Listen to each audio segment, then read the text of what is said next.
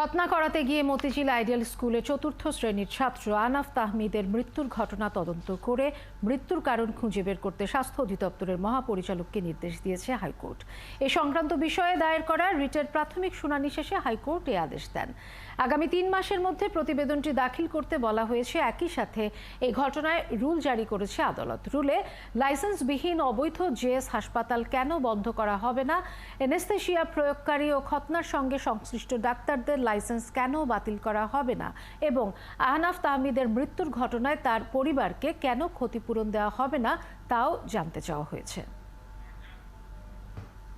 যে সমস্ত ডাক্তার এই অপারেশনে জড়িত তাদের লাইসেন্স বাতিল করা, দৃষ্টান্তমূলক শাস্তি 10 কোটি টাকার ক্ষতিপূরণ। আদালত সন্তুষ্ট হয়ে 3টার উপরে রুল দিয়েছে কেন এই দাবিগুলি মান্য করা হবে না, এবং এর মধ্যে একটা ইন্টারিম আদেশ প্রদান করেছে।